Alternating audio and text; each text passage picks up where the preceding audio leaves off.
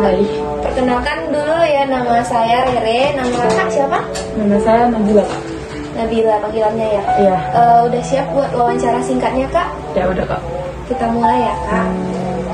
Sebelumnya kakak tahu nggak broken home itu apa? Sebelumnya saya tahu broken home itu apa, dan saya juga sudah kayak hampir mengetahui apa itu arti broken home gitu. Berarti kakak udah mengalami ya? Udah mengalami. Sejak tahun berapa ya, Kak? Atau sejak umur berapa? Itu aku tahu broken home dan mengalami broken home itu pas aku umur 15 tahun, pas aku kelas 3 SMP. Oh, jadi pas kakak umur 15 tahun tuh kakak ngalamin orang tua kakak broken home gitu. Orang tua kakak berantem gitu ya? Atau cerai atau? Aku kurang tahu persis. Yang jelas orang tua aku udah pisah pas aku kelas 3 SMP. Oh, begitu. Terus pada saat itu sikap kakak gimana nanggapin kejadian itu? Awalnya sih saya nggak terima ya, Kak. Soalnya kan saya dari awalnya keluarga yang utuh. Tiba-tiba pas kelas 3 SMP itu kejadian, tiba-tiba keluarga saya pecah gitu. Awalnya saya nggak terima, tapi lama-lama, semakin lama saya jalani, ya udah saya bisa lebih terima dan lebih sabar sih sama itu. Iya sih, pasti awalnya shock banget ya. Ya. Kalau boleh tahu sebelumnya kakak berapa saudara nih dalam satu rumah itu? Aku ada 3 saudara, tapi kebetulan abang aku ada yang meninggal 1. Sebenarnya kami 4. Yang kamu anak paling kecil? Ya, saya anak paling kecil. Gitu. Terus karena kejadian itu ada nggak sih pengaruh sebelum sama sesudah kejadian broken home terhadap kamu? Pasti ada sih, Kak. Kalau misalnya pengaruh, perubahannya itu dimulai pas awalnya yang kayak aku bilang tadi, yang awalnya aku dari keluarga yang utuh, tiba-tiba keluarga aku pecah. Awalnya tuh aku stres banget karena gimana ya, awalnya memang nggak bisa terima, tapi ya gitu, aku harus ngejalaninnya. Jadi setelah orang tua kakak pisah tuh kakak ikut siapa, ayah atau ibu? Itu aku ikut sama ibu saya. Oh, sama ibu. Oke. Jadi setelah cerai itu sikap orang tua kamu gimana? Atau pola asuhnya itu berbeda nggak sebelum mereka cerai atau sesudah?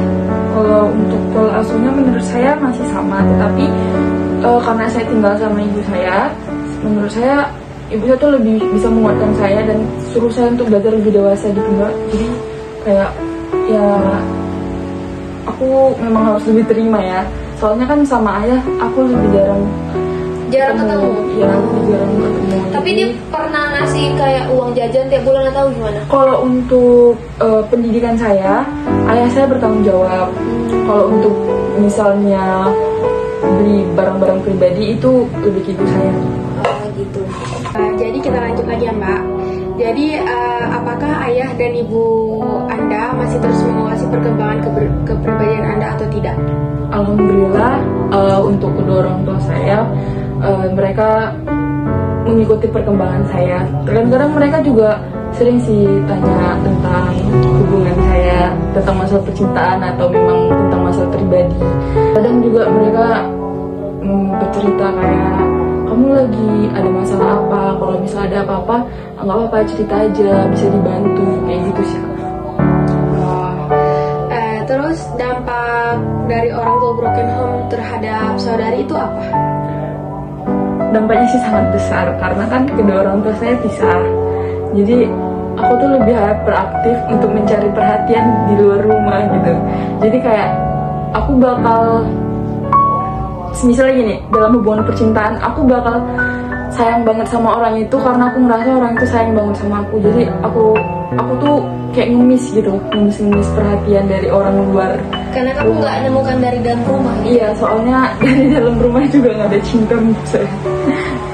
Mudah-mudahan membaik ya, Mbak ya. Iya. Jadi kalau untuk sekarang Mbak gimana menyikapi permasalahan itu? Apa udah nerima sepenuhnya atau di hati masih ada rasa gimana? Alhamdulillah, kalau untuk terima sepenuhnya mungkin masih ada nggak ikhlasnya, tapi yang saya sikapi tuh pertama saya bisa belajar lebih dewasa dari itu. Yang kedua, saya mungkin lebih sabar ya. Dan yang terakhir menurut saya merasa lebih bersyukur sama hidup yang udah saya jalani. Mungkin ini emang salah satu ujian untuk saya lebih bisa dibilang lebih clear gitu untuk melihat hidup. Itu sih Kak. Oke Kak, kita udah di penghujung wawancara. Sebelumnya terima kasih banyak ya Kak udah mau diwawancarai oleh kami. Nah ini satu pertanyaan terakhir, Kakak ada motivasi atau kata-kata untuk orang di luar sana yang mengalami kejadian serupa broken home seperti Kakak? Bukan lebih ke motivasi ya, ini kayak lebih kayak penyemangat dari saya. Kayak ya semangat aja gitu ngejalanin hidup, walaupun ya orang tua kalian udah nggak lengkap, tapi kan kalian masih punya teman, kalian masih punya orang yang bisa dengerin cerita kalian. Jadi menurut aku broken home itu nggak terlalu menyedihkan. Jadi ya harus semangat sih sebenarnya, harus lebih bersyukur juga.